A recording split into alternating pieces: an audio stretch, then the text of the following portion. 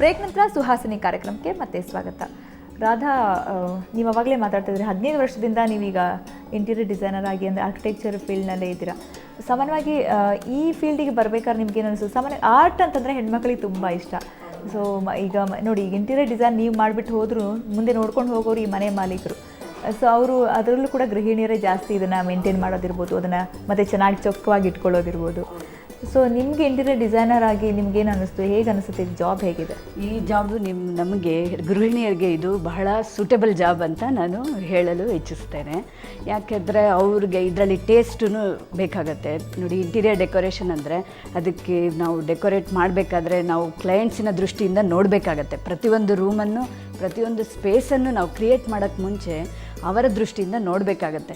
So ನನಗೆ ಅನಿಸೋದು, ನಾವು ಒಂದು ಗೃಹಿಣಿ ಆಗಿರೋದ್ರಿಂದ ಅವರ ದೃಷ್ಟಿನ ನಾವು ಅರ್ಥ ಮಾಡ್ಕೊಳ್ಳಿಕ್ಕೆ ಸ್ವಲ್ಪ ಈಸಿ ಆಗುತ್ತೆ ಅಂತ ನನಗೆ ಅನಿಸುತ್ತೆ. ಮಹಿಳೆಯರಿಗೆ ಇದು ಅರ್ಥ ಮಾಡ್ಕೊಳ್ಳಿಕ್ಕೆ ಸ್ವಲ್ಪ ಈಸಿ ಆಗ್ಬೋದು ಅಂತೇಳಿ. ಆ್ಯಂಡ್ ಮೋರೋವರ್ ನೋಡಿ, ಈಗ ಡಿಸೈನ್ಸಲ್ಲಿ, ಟ್ರೆಂಡ್ಸಲ್ಲಿ ಕೂಡ ಫ್ಯಾಷನ್ ಅಂತಂದಾಗ ಸ್ವಲ್ಪ ಹೆಣ್ಮಕ್ಳು ಜಾಸ್ತಿ ಬೇಗ ಕಾನ್ಸಂಟ್ರೇಟ್ ಮಾಡ್ತಾರೆ.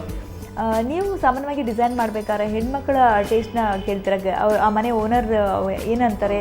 ಅವ್ರಿಗೇನು ಇಷ್ಟ? ಕಿಚನ್ ಇರ್ಬೋದು, ಹಾಲ್ ಇರ್ಬೋದು. ಕಿಚನ್ನು ನೋಡಿ, ಮಕ್ಕಳಾದರೆ ಅವ್ರಿಗೆ ಕಲರ್ಸಲ್ಲೇ ಜಾಸ್ತಿ ಅವ್ರಿಗೆ ತುಂಬ ಇದಿರುತ್ತೆ. ಆ್ಯಸ್ ಎ ವಾಲ್ ಪೇಪರು ಇಲ್ಲಾಂದರೆ ಕಲರ್ಸ್ ಕೇಳ್ತಾರೆ.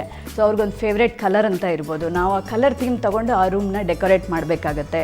ಇಂಟೀರಿಯರ್ ಡೆಕೋರೇಷನ್ ಅಂದರೆ ನಿಮಗೆ ಕರ್ಟನ್ನಿಂದ ಹಿಡಿದು ಪ್ರತಿಯೊಂದು ವಸ್ತುವನ್ನು ನಾವು ಮ್ಯಾಚಿಂಗ್ ಮಾಡಿ ಅದು ಬ್ಯಾಲೆನ್ಸ್ ಆಗೋ ರೀತಿಯಲ್ಲಿ ಮಾಡಬೇಕಾಗತ್ತೆ. ಕಾರ್ಡ್ ಪೊಸಿಷನ್ನು ಮತ್ತು ಸ್ಟಡಿ ಇರ್ಬೋದು, ಅಥವಾ ಕರ್ಟನ್ಸ್ ಇರ್ಬೋದು, ಬೆಡ್ ಶೀಟ್ ಇರ್ಬೋದು, ಅಥವಾ ನಿಮಗೆ ಫ್ಲೋರಿಂಗ್ ಇರ್ಬೋದು, ಎವ್ರಿಥಿಂಗ್ ನಾವು ಅದೆಲ್ಲವನ್ನು ಮ್ಯಾಚ್ ಮಾಡಿ ಆ ರೂಮ್ ಬ್ಯಾಲೆನ್ಸ್ ಆಗೋ ಥರ ಮಾಡಬೇಕಾಗತ್ತೆ. ಸೊ ಅದಕ್ಕೂ ಮುಂಚೆ ನಾವು ಅವರ ಟೇಸ್ಟನ್ನು ತಿಳ್ಕೊಬೇಕಾಗತ್ತೆ.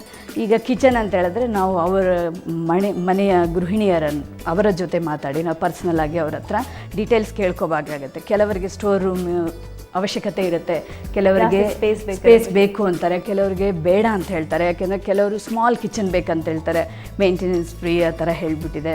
ಮತ್ತು ಅವರ ಟೇಸ್ಟನ್ನು ನೋಡೇ ನಾವು ಮಾಡಬೇಕಾಗತ್ತೆ. ಈಗ ಟ್ರೆಂಡಲ್ಲಿರೋದು ನಿಮಗೆ ಡ್ರೈ ಕಿಚನ್, ವೆಟ್ ಕಿಚನ್ ಅಂತ ಸಹ ಇದೆ.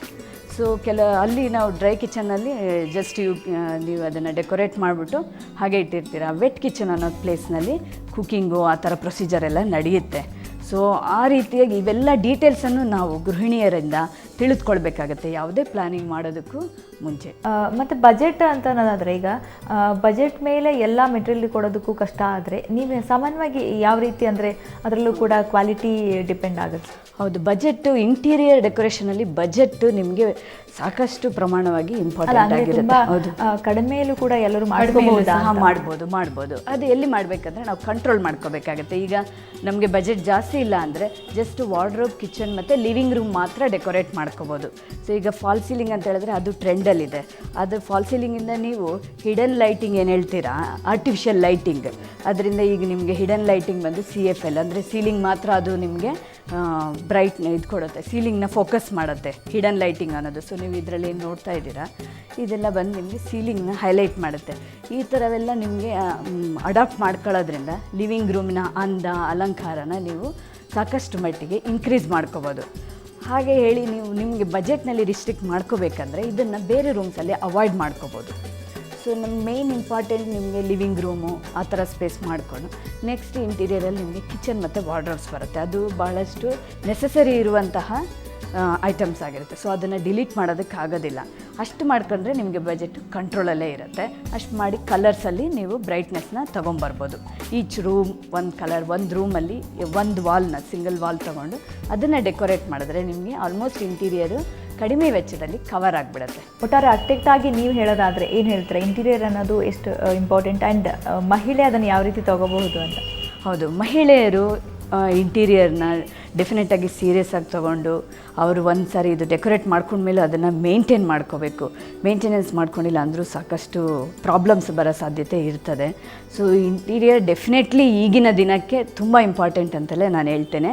ಅದರಲ್ಲಿ ನೀವು ಸೆಲೆಕ್ಟ್ ಮಾಡ್ಕೋಬೋದು, ಆ್ಯಸ್ ಎ ಕ್ಲೈಂಟ್ ಅವರು ಚೂಸ್ ಮಾಡ್ಕೋಬೋದು ಯಾವ ಪೋರ್ಷನ್ ಅವರಿಗೆ ಈಗ ಮಾಡ್ಕೊಳ್ಳಿಕ್ಕೆ ಸಾಧ್ಯ, ಮತ್ತು ನಂತರ ಯಾವುದು ಮಾಡ್ಕೋಬೋದು ಅದನ್ನು ಪ್ಲ್ಯಾನ್ ಮಾಡ್ಕೋಬೋದು.